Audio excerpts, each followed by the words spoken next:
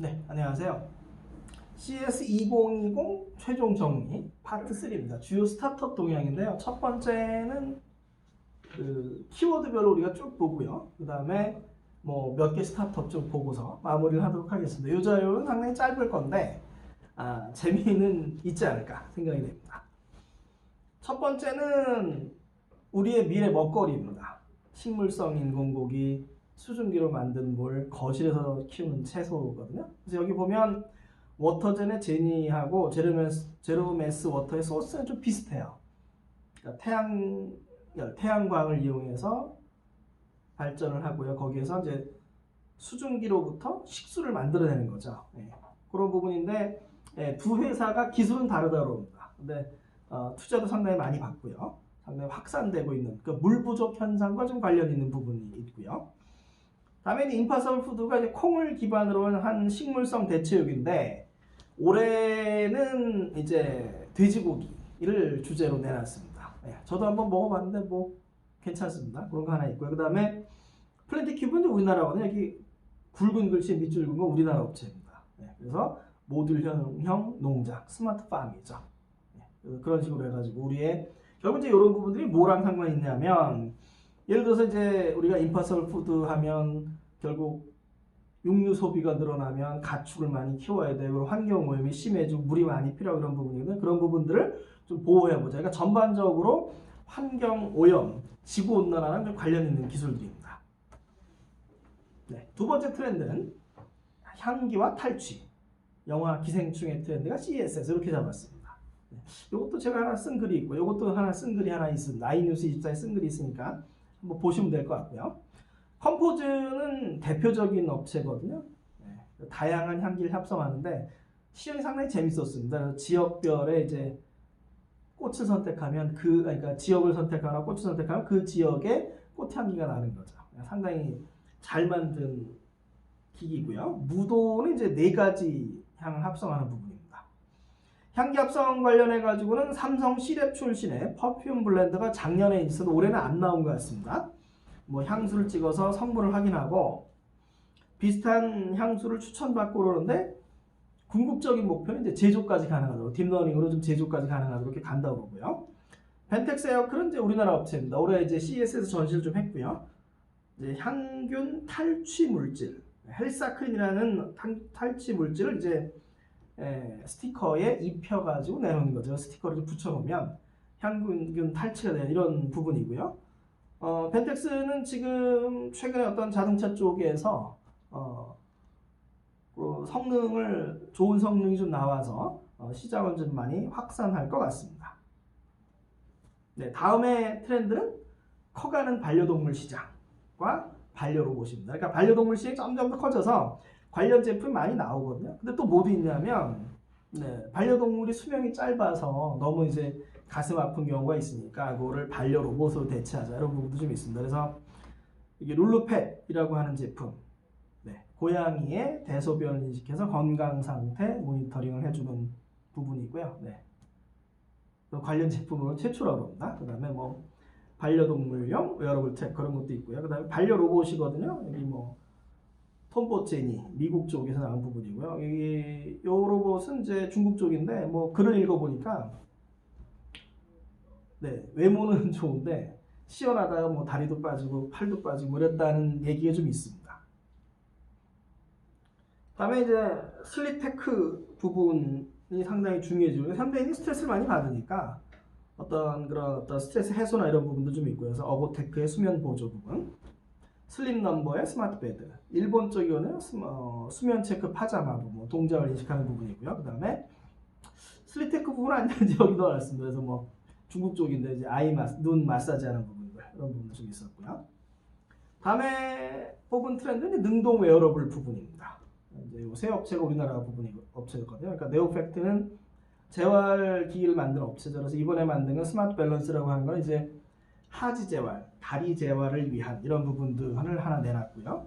요건 이제 아까 좀 말씀드렸던 거죠. 그러니까 요거 LED 마스크를 쓰고 있으면 얼굴 진단하고 LED 치료까지를 자동으로 해주는 이런 솔루션이었고요. 참케어 있었고 이제 터치포인트, 미세 진동 발생하는 이런 부분들입니다.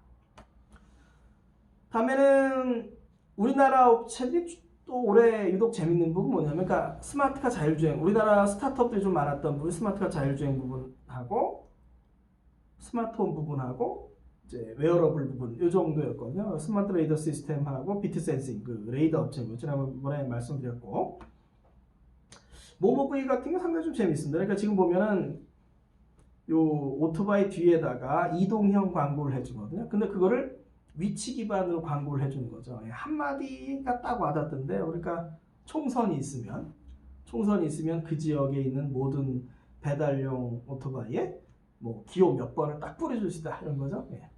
와닿습니다. 네, 돈 될 것 같습니다.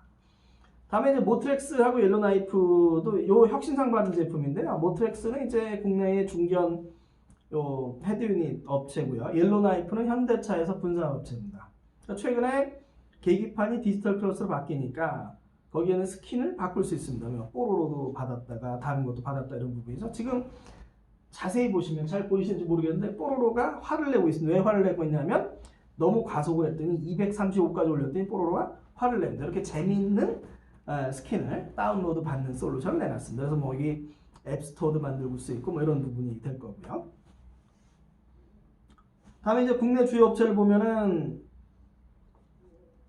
노타라고 하는 인공지능 업체 하나 있었고요. 이제 프링커는 일회용 타투 제품입니다. 이제 프린트를 이게 피부에 쭉 하는 거죠.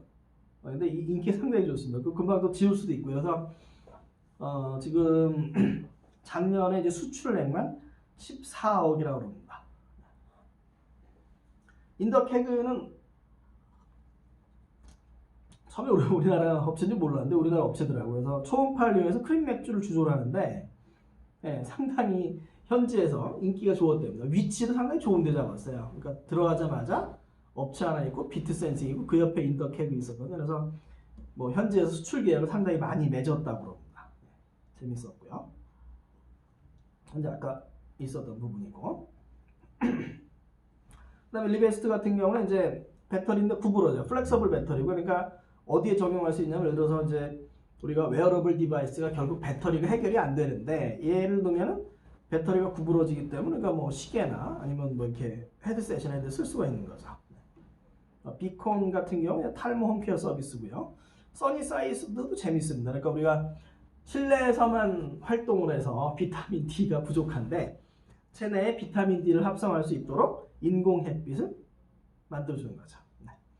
에티포스는 이제 본사는 미국에 있고 우리나라 사람 거의 우리나라 업체죠. 그러니까 사실상 그러니까 DSRC 통신하고 CVTX를 동시에 지원한 플랫폼을 발표했습니다. 해외 업체 4개 일단 정리했는데요. 하이드랄로프 앞에 나왔던 업체죠. 가정에 사용하는 물을 정수해서 재활용하는 물. 결국 물이 상당히 중요하다. 이런 부분들이고요. 콜러 아까 말씀드렸고요. 그 다음에 넥스트 마인드는 이제 뇌파를 감지하는 웨어러블이고요. 그 다음에 렉시 라이프 같은 경우 이제 뭐 빛으로 난독증을 보완하는 이런 부분들이 좀 있었습니다. 네, 결국 정리하면 데이터의 시대, 사물 인텔리전스의 진화, 이걸 우리가 키워드로 좀 볼 수가 있겠고요. 우리나라 전시를 한번 고찰을 좀 해보면 주요 대기업들이 전시를 참 잘했습니다. 그리고 스타트업들도 전시를 잘했고요. 근데 이제 고민해볼 점은 플랫폼전, 그러니까 우리나라 업체 전시 잘했고요. 올해 괜찮을 것 같습니다. 우리나라 경제나 우리나라 산업이 괜찮을 것 같은데 조금 더 욕심을 낸다면 플랫폼을 좀 어떻게 할까? 이런 고민들이 좀 있거든요. 그래서 AI 플랫폼이나 클라우드나 이제 AI 칩 부분. 그래서 어떤 부분은 플랫폼을 사용해서 응용이나 서비스를 개발해야 되는 분야가 있는 거고요. 어떤 데는 진짜 플랫폼에 투자해야 되는 분야가 있는데 그래도 AI 칩 부분은 우리가 좀 투자를 해야 되지 않을까 이렇게 좀 생각이 되고요. 전시율성 제고 같은 경우 이제 전시장에 따라서 관람객이 없는 전시장도 있거든요. 그걸 어떻게 갈 거냐. 근데 내년부터는 이제 CES가 전시장 구조를 많이 바꿀 거기 때문에 괜찮을 것 같긴 하지만 어쨌든 효율적인 전시를 위해서 정부 차원의 방향성은 계속 고민을 해봐야 될 것으로 보입니다. 다음에 이제 유니콘 성장에 대한 부분들도 좀 있고요. 앞으로 이제 그 전통 산업들도 디지털 트랜스포메이션을 많이 강화해야 되겠다. 그래서 이번에 CES 가서 많은 분들을 만났는데요. 다양한 산업에서 많이 오셨습니다. 그래서 우리나라에서도 많이 디지털 트랜스포메이션이 많이 강화되지 않을까 이렇게 좀 생각을 해봅니다. 네, 여기까지 CS 2020 정리를 마치고요. 그리고 제가 이제 발표가 여러 개가 있거든요. 그래서 뭐 로봇이라든가 자율주행이라든가 인공지능 각각 개별 발표들도 있는데 그 발표 있을 때마다 유튜브로 정리해서 올리도록 하겠습니다. 네. 제 이메일이고요. 페이스북이고 구민선생 유튜브에 이제 동영상 모아둔 거 올리고 있으니까 또 한 번씩 봐주시면 될 것 같습니다.